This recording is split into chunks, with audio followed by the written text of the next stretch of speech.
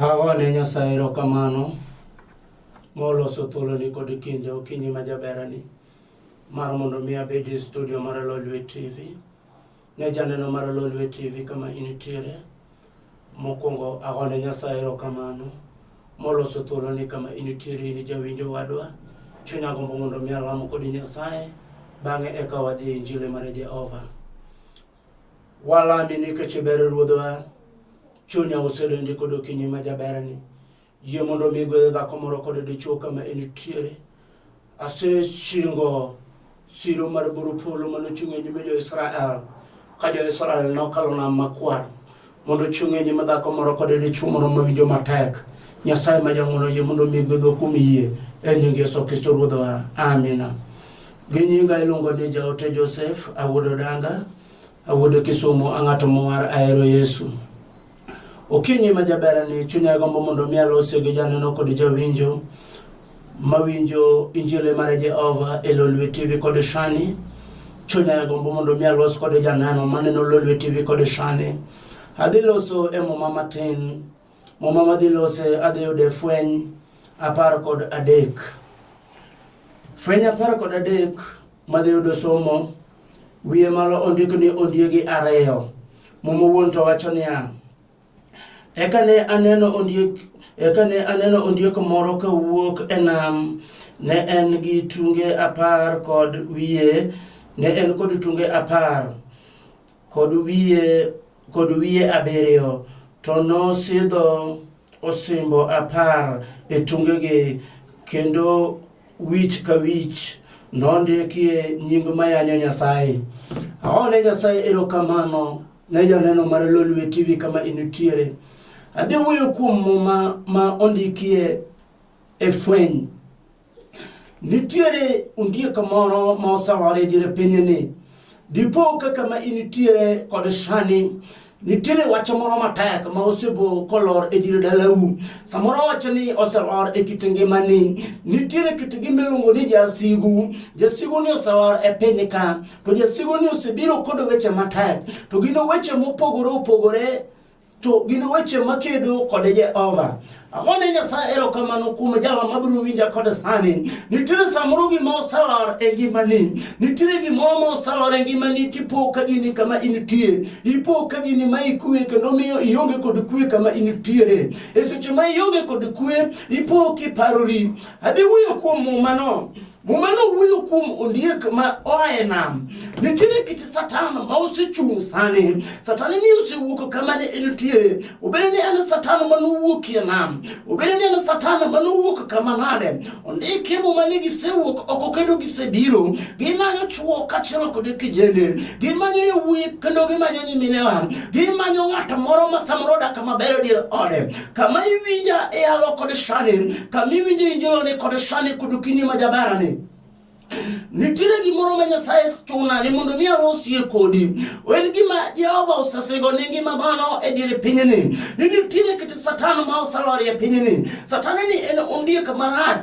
Ondiek ni wiye osidhne osimbo 10. To tunge en kod tunge 7. To wiye ka wiye ondiek gik ma yanyo Nyasaye. Okagao ni kama nitiere tiwiyo wacho ni nade. Nitiere gimoro ma dipo ka gini osema ikue. Kama intiere ipo ka wachni pogo kindi kod Nyasaye. Ipo ka kama intiere isalamo Jehova. Seche milamo Nyasaye kamano, to iwinjo ka chunyi gombo mondo mi Jehova otimni maber. To kata kamano isebet kilamo Nyasaye kod aming'a. Ipo kisepenjori ni to anani tang'o manotimore e ngimana. Kata kalamo Nyasaye kamano to gima dwaro pok otimore e ngimana. Samoro dongi nyalo po ka jachien ni osedonje i. Ipo ka kama intiere ipo kiyanyo Nyasaye kaachiel kod chunyi. Ikoni gi kama setimo setamore. Yehova ang'o mosemone mondo mi ogwedha. Iwacho ni ang'o mosemone Nyasaye mondo mi Nyasaye ogwedha. Agone Nyasaye erokamano kod okinyi ma jaberani. Chunya gombo mondo mi awuoye kod jalo moro mawinjo ka nitie wach moro e chunye. Makamba obet winjo ka chunye chandore. Chunyi winjo ka chunye churo ne Injili mar Jehova. Mawinjo ka nitie gimoro mosechando ngimane. Kama nona na ngimani nito angoma angile lamu gudo Nyasaye nikiti samoro da lawu no tuwe matak jechien oseronje da lawu samoro ene jechien mara joko mamiyo dano okuwijire samoro ene jechien mara sigu mamiyo ji omakusigu ipoka sigu chakore e otomwalo kode pi ipoka ene jechien mamiyo nyitendo okuwijire rala ipoka ene jechien motamore nilalaye togi mabero kanobedi ndiye kiemu makawuno kodo kinyi majaberani Jehova biro gonyo dala moro Jehova biro gonyo dichuo moro Jehova biro gonyo dhako moro kama ino tiyo winjo konge kod kwe yiko motinegi mano winjo kojoge temoni mondo tim mabero to rombiri kod maricho temoni mondo tim mabero to giko maricho matimorengi mane unyalo temo mondo miyo timi biashara to pesa lala duto mama elija sigu usebiro kodo weche matake ngimani ipo kaja sigu niyo semonjo ngimani ipo kaja sigu niyo semonjo odi katibedo kode di chuo maber uwe kode di chuo ni seche madi chuo ni oduogi jira oto karo tieno kata seche moduogo kwa tich gima utemo wacho kode gigi pogore siki penjuri okinyi kodo tieno to ya iwune ngane ni to nalamo godo Nyasaye nade ibiro penjuri to ya iwune ngane ni to ire kaka de wati kode nikicha po kaje chieno segowe dir ot gima tene kende nyalo chwenyi kachalo kode de chuo ipo kaje chieno ni osadonjo nyaka kindi kode nyitindi mawinjruok onge ipo kaje chieno ni osadonjo e odi agone Nyasaye erokamano agone Nyasaye erokamano nejalo mawinje kode sani agone Nyasaye erokamano jalo maduro mundu miyo nema ba jalo maduro mundu miyo lamu kode Yesu Janasara winjo kaja gutuno mulani tire jimi chokorogere winjo kaja avasaloro kakawuno lungo ni Yesu jakondo mula jalo muponga chalo kode tako yava usibiro pongo na muno Loro bako murume chunye chwero kode sani ukonye ge kama timorengi mana usayoga ukonye asete motimo mabere tarodono gimaricho Java usibiro kode sani ubiro timo nili chuo moro maba mawinjo kose manyo ticho kode sani tije mutiyo dudote ticho tamore kata biru mle niyo tiyo mabere manare upo kasa jema usaudo pesane juchienda usego wengi mane yukuma timore ojoge ukia kuma pesa gedhiye agone Nyasaye erokamano abiro endelea gi somo kare aliyo wacho to ondiek mane aneno no ne ochalo kwach to tiende ne chalo gi tiga kata budu kendo dhoge ne chalo gi dho sibuor to thuol malichno nomiye teko ne owuon gi kome mar duong' mi obedo gi loch agone Nyasaye erokamano ni nitiere ondiegno nomiye teko kod thuol malich samoro ine dhako kama inotie ipo kisawe ni jechino thulo bije chino donje dalani usebedo kod teko kendo usebedo kod loch jechino ni osipogo nyithindo te ipo ka nyithindo manyiri bende kuonde magitede osekethore Jehova wiyo kod sani kod okinyi majaber Nyasaye biro timo ne dhako moro maneno ka dalane okethore mawinjo ka yie mare osegik winjo ka kameno tiere onge kod kwe winjo ko onge kod thuolo usetuye kod nyoroche magijo chiende usetuye kod bilo mage pinyene usetuye kod ndagala mage pinyene Jehova wacho ni kawuono kod odhiambo Nyasaye wacho ni kawuono kod kinyima jaberane. Jehova biro timore dhako moro. Wuono kodo kinyima jaberane. Jehova biro timore dichuo moro. Mawinjo kaka ma inutiere. Winjo ko onge kachielo kodo kwe. Winjo kage kama timore ngimane ojoge. Winjo kage kama timore ngimane ojoge. Kon nyate motimo maber. Pokaro dhano kodi gi kimaricho. Atemo ni mondo mi atim maber. Pokaro dhano kodi gi kimaricho. Atemo mondo mi atim ohala. Ohala matimo podho kinyi gotieno. Atemo mondo mi adhi tich maber. Poka tich kathore aketha. Atemo mondo mi adak kodi kwe oda. Poka onge kwe kinda kodi dichuo. Atemo ni mondo mi abedo kodi kwe kodi nyithinda. Poka kwe onge oda. Yalo Yesu kawuono. Yalo Yesu mana mineja. Yalo Yesu komanda. Yalo manyalo gonyo weche matak. Yalo manyalo gonyo gik mano tuwe. Kata bende dalano tuwe. Gone Nyasaye erokamano. Jalo manyalo gonyo weche matak mano tuwe. Obere ni nyathi osetamore odi. Yesu ni kod teko mar chweyo nyathi e ich. Obere ni tuo osechandi. Jehova nigi teko mar changi kod shani. Obere ni jachien osego kom e dalani. Makata ot ok inyal gero.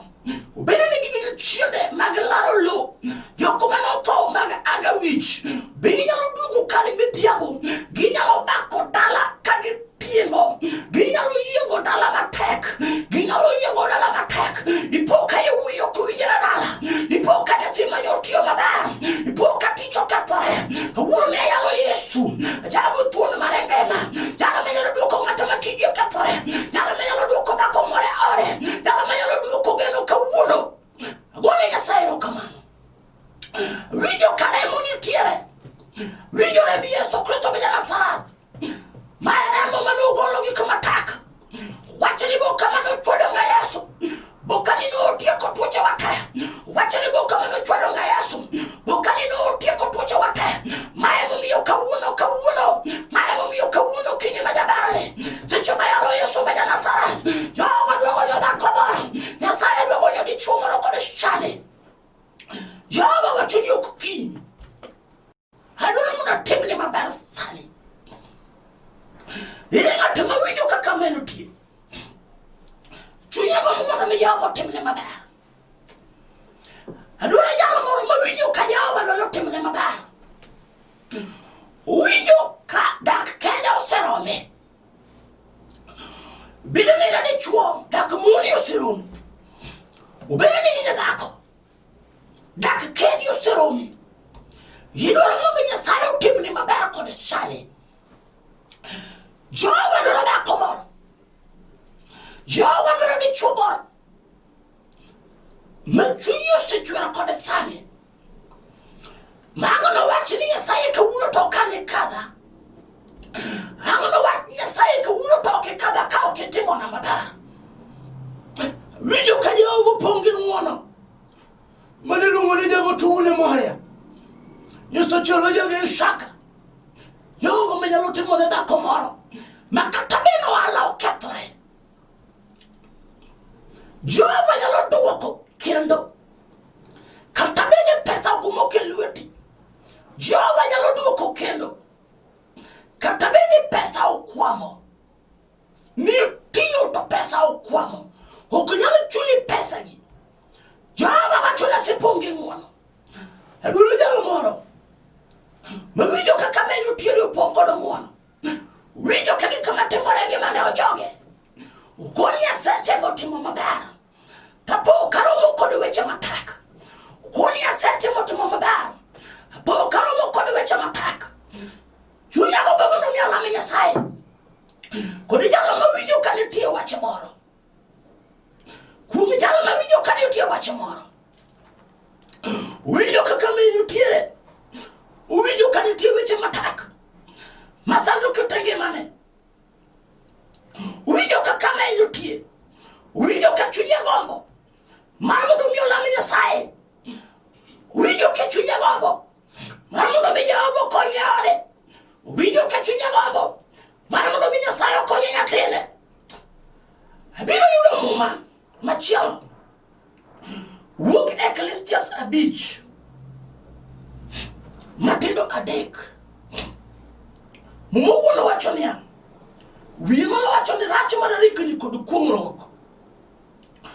Matinda dek to wacho niya, ka in kod parruok mathoth, to ibro bedo kod lek maricho. Kamano bende ka weche ni ng'eny, to inyalo wacho wache mofuwo. Agone Nyasaye erokamano. Nitiere ng'at moro usebedo ka okinyi kod otieno, usewuotho kuonde mag jolemo, upo ka weche ne osebedo weche mang'eny. Jomoko wacho ni jolemo gi riambo, jomoko bende osewacho ni jolemo gi wacho adier. Joma puonjowa e muma ka wacho niya, ka in kod weche mang'eny, pinyalo wacho weche mofuwo. Bende ka in kod paro mang'eny, pinyalo po kileko lek maricho. Agone Nyasaye erokamano ne jalo mawinjo ka chunye gombo, kata jalo mawinjo ka chunye chwer, ne Jehova otimne maber kod shani. Jalo mawinjo ka chunye chwer, Nyasaye mondo otimne maber sani. Winjo ka nitiere tako, winjo ka nitiere tako moro kod shani ma Jehova biro luoro ne dhako moro.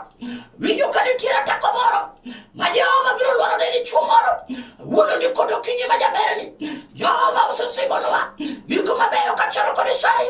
Jehova osesingo ni gik mabeyo. Iwinjo nyamera kama inutiere, Jehova osesingo ni gik mabeyo.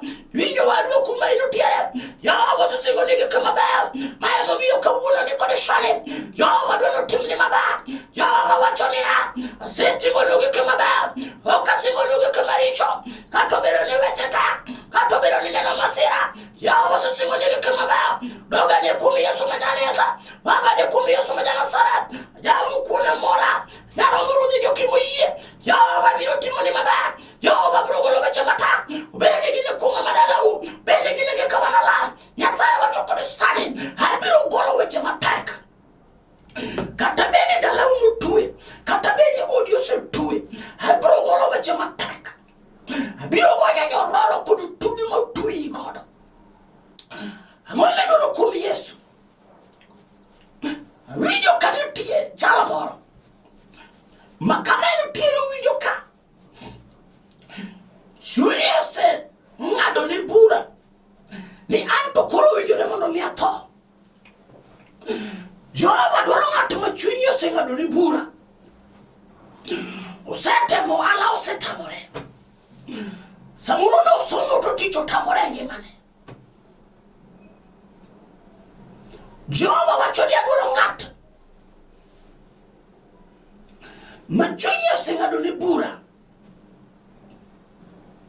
ma gimoro amora motemo timo opo ka gigi ojoge, piny otamore e ngimane.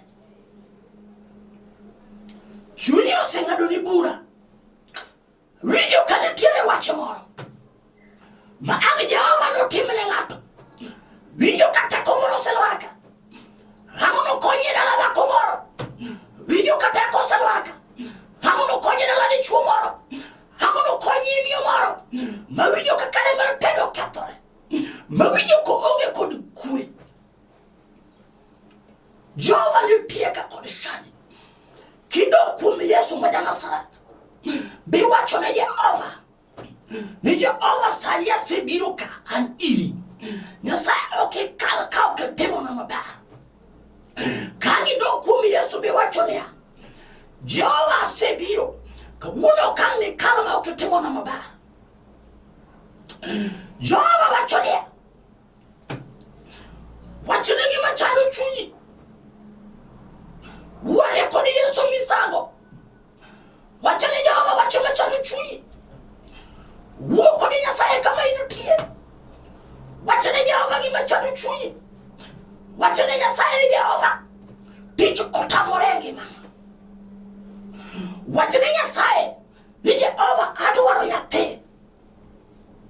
Samoro jochiende madala unoramo, inyuolo nyithindo to nyithindo tho.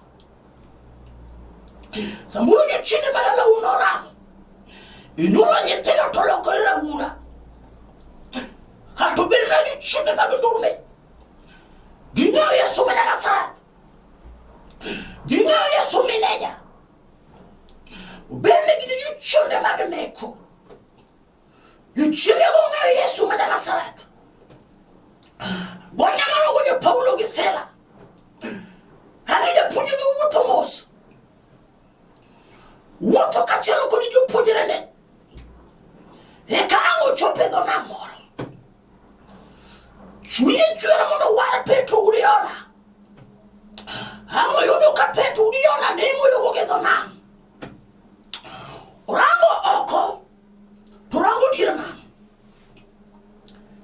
e kaje punyi penjo Petro uriona ne bindenya lokawo go gidwok enam kendo Petro wacho ni nyalupo otino tulu okako digi moro kata matin Jehova wacho ni Petro iwinjo Petro ani Nyasaye mochuo polo kod piny chuo nam kod gode gigo mileno gi gik moko ne duto ni alwata Petro duoke ni winjo japuonj kae se wacho to anadogo kendo seche mane Petro nodoke dirana kano garo gogo to gogo noduogo kod rech Petro nowacho ge piny ko wacho niya sing'eyo ni ruoth adier nitiere jalo moro ma kama entiere osetemo timo ohala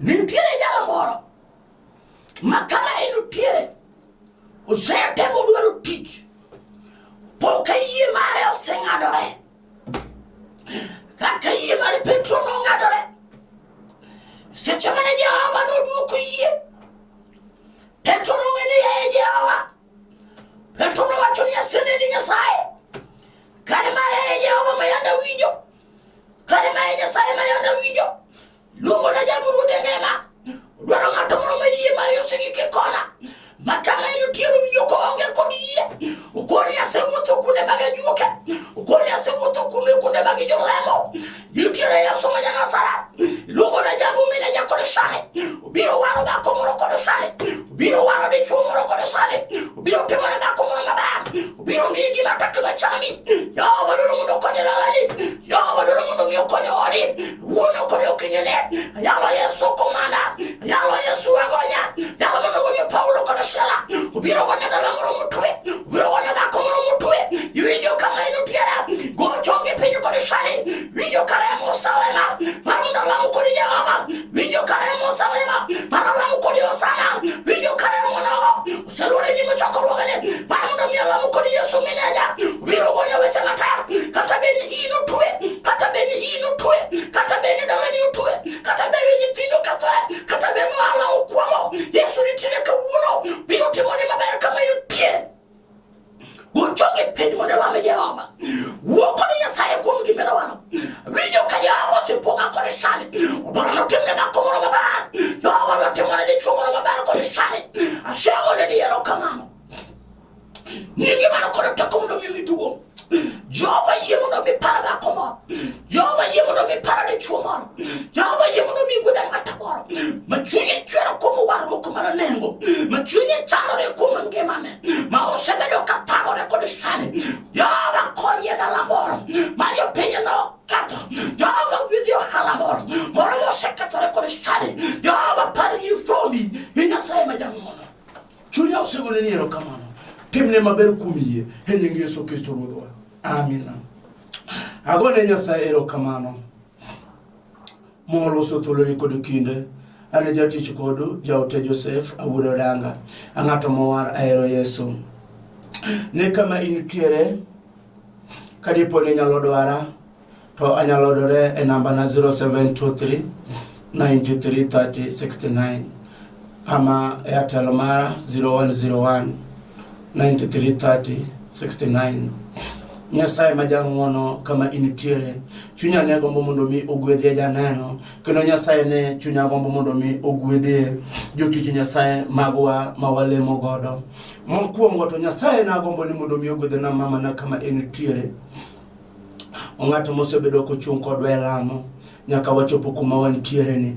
Chunya ne gombo mondo mi Nyasaye no gwedhi na brother na kuma enitiere Dr. Cornelio Danga. Chunya nego mondo mi Nyasaye ogwedhona jotelo mag ogwedhero neno kaka Daudi wude Jesse e piny mar Kisumu. Chunya nego mondo mi Nyasaye ogwedhona Ach Sadrak Okelo kuma enitiere. Chunya nego mondo Nyasaye mondo mi ogwedhona Bishop Alois kama enitiere. Chunya nego mondo mi Nyasaye mondo mi ogwedhona Boaz kama enitiere. Chunya gombone mondo mi Nyasaye oti kod jotich mage kamoro amora untiere. Nyasaye mondo mi ogwedho un duto.